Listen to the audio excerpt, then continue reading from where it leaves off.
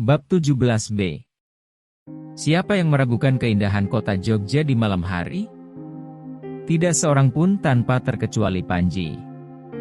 Meski tubuhnya didera lelah, karena melakukan perjalanan yang sebenarnya tidak terlalu panjang dari Jakarta ke Jogja, tetapi kegiatan siang sampai sore hari di warung Eyang, sudah benar-benar menguras tenaga.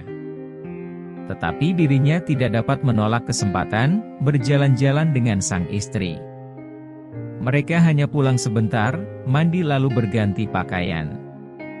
Yang masih sibuk di warung, karena pada malam hari biasanya pengunjung justru membludak.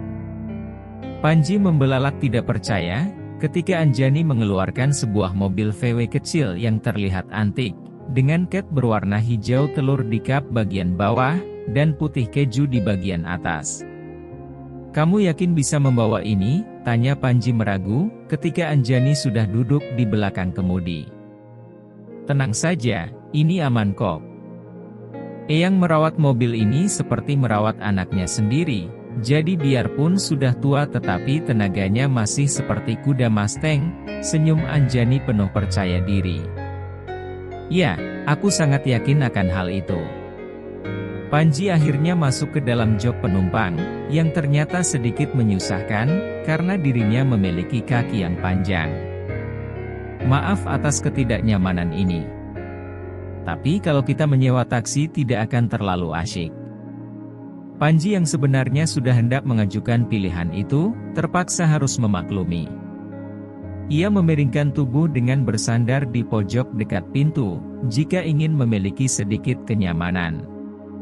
Setidaknya meski ia tidak sempurna melihat pemandangan di depan mobil, tetapi keindahan makhluk di sampingnya jauh lebih menarik. Anjani mengepang rambut panjang sepinggangnya, yang dipermanis dengan bandana bermotif batik di atas kepala.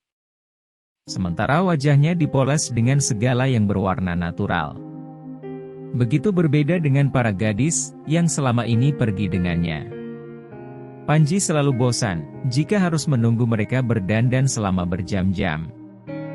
Belum lagi setelah itu, mereka mempertanyakan kelayakan segala yang dikenakan.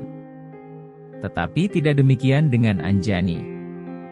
Sosoknya tampak percaya diri, dengan atribut sederhana yang menempel di tubuh. Kaos oblong pas badan berwarna ungu, yang dipermanis dengan kardigan hitam, dipadukan dengan rok sebatas lutut bermotif kotak-kotak, dengan model mengembang. Ia juga hanya memakai sepatu flat hitam polos, yang terlihat kontras dengan kulit seputih susu yang dimiliki. Setelah melewati pojok benteng barat, yang tadi siang membuat penasaran Panji, ternyata Anjani membawa mobilnya berbelok ke arah kanan. Panji dapat melihat para pedagang angkringan, mulai menjajakan dagangan di tenda kecil di tepi jalan, lengkap dengan pencahayaan lampu temaram. "Mas ingin makan di angkringan? Ingin mencoba nasi kucing?" tanya Anjani ketika melihat mata Panji, yang terlihat terpesona dengan pemandangan di luar. "Boleh juga." Tanpa disangka, gadis itu ternyata menepikan mobil di pinggir trotoar. Tidak jauh dari sana, terlihat sebuah tenda angkringan yang terlihat cukup ramai. "Sepertinya kita beli makanannya saja ya. Setelah itu kita cari tempat lain untuk menikmatinya," ujar Anjani, yang melihat sudah tidak ada tempat duduk lagi di sana. "Terserah kamu saja. Tapi tolong pesankan jaisu yang terkenal itu ya." Anjani hanya mengangguk. Setelah memastikan tidak ada kendaraan yang lalu lalang, ia pun keluar dari mobil. Sementara Anjani membeli nasi kucing, Panji berusaha merilekskan tubuh, dengan menyandarkan punggung di kursi. Entah karena lelah, atau karena suasana yang tidak terlalu bising, hingga tanpa sadar, ia pun tertidur dengan lelap. Sementara Anjani bersabar, menunggu sang penjual membuat minuman hangat jahe susu pesanannya, karena jahenya harus dibakar terlebih dahulu di atas bara api. Penjualnya juga menjerang airnya tidak menggunakan kompor, tetapi masih mengandalkan bara api dari tungku kecil, dengan bahan bakar arang hitam. Mungkin itulah sebabnya, Mengapa minuman yang dibeli di angkringan selalu terasa lebih segar dan memiliki cita rasa khusus? Setelah pesanannya selesai, Anjani pun bergegas menuju ke dalam mobil. Ia tersenyum kecil, begitu mendapati suaminya tengah terlelap. Ia meletakkan plastik yang dibawa di atas dashboard mobil. Setelah itu ia pun melaju kembali membawa mobilnya menuju alun-alun selatan, yang memang tidak begitu jauh dari tempat tinggalnya di Gedong Kiwo. "Mas Panji, bangun. Kita sudah sampai." Anjani menepuk pipi pria itu dengan pelan, hingga pria itu pun membuka mata. Untuk sesaat Panji terlihat bingung dengan kondisinya, terlebih melihat keramaian di depannya. "Kita di mana?" "Alun-alun kidul." Panji terlihat meringis malu, ketika teringat bahwa dirinya sudah tertidur. "Maaf ya, tadi aku tidak sadar. Kenapa tidak membangunkanku?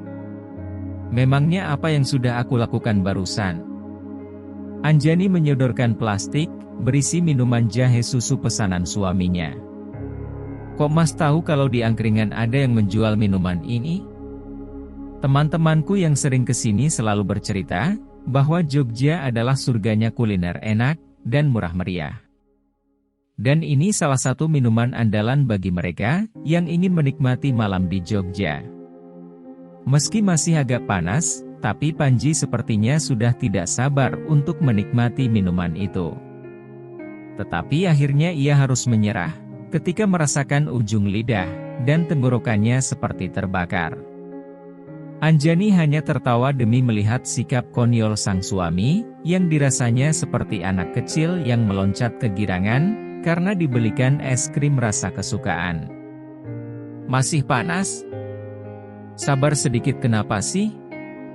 Sebaiknya kita cari tempat yang enak untuk duduk dulu yuk," ajak Anjani, yang kemudian memarkirkan mobil di pinggiran alun-alun. Ia keluar dengan wajah semeringah, diikuti oleh Panji yang langsung merenggangkan tubuh yang sedikit terasa kaku. "Kamu mau kemana?" tanya Panji, ketika melihat Anjani yang berjalan menjauh. "Mas bawa semua makanan itu keluar ya? Aku mau mencari karpet dulu untuk tempat duduk kita." "Kamu mau beli di mana?" "Ya Tuhan. Mas jangan konyol begitu deh. Aku tidak mau beli. Aku mau menyewa." "Nyewa? Paham." Panji hanya tersenyum menggemaskan, ketika Anjani melotot galak ke arahnya. Ia heran kepada dirinya sendiri. Mengapa demikian mudah menuruti segala permintaan Anjani? Padahal selama ini dirinya tidak pernah tunduk kepada makhluk yang bernama wanita, kecuali bunda tentu. Ia cukup tahu jika semua perempuan cantik selalu mendatanginya tanpa diminta, tetapi Anjani adalah sosok yang sungguh sangat bertolak belakang. Ketika Anjani sudah pergi agak jauh, maka pria itu mulai mengeluarkan bungkusan plastik dari dalam mobil. Dengan hati-hati Panji mengunci pintu mobil, kemudian menunggu Anjani kembali dengan duduk di kap depan. Matanya mulai menikmati suasana malam di sana, mengikuti gerakan beberapa sepeda kayu dengan hiasan lampu LED warna-warni, yang membuat dirinya ingin mencoba. "Kenapa? Mas ingin naik itu juga?" tanya Anjani, yang entah dari kapan sudah berdiri di sampingnya. Kelihatannya sangat mengasyikkan. "Nanti Mas boleh mencobanya kok." Anjani menggapit lengan Panji, menuju ke pinggir jalan di tepi alun-alun yang masih agak longgar. Pria itu hanya menurut. Bahkan ia tidak memedulikan lagi mata-mata penasaran di sekitar mereka, yang memandang dengan sorot penuh kekaguman kepadanya. Dengan gesit, Anjani menggelar karpet hasil sewaannya, karena ia memang paling takut dengan ulat.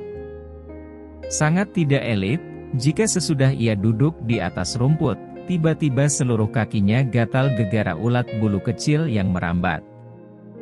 Lebih baik ia main aman, dengan menyewa salah satu tikar dari pedagang kaki lima, yang banyak bertebaran di sana jika malam telah tiba.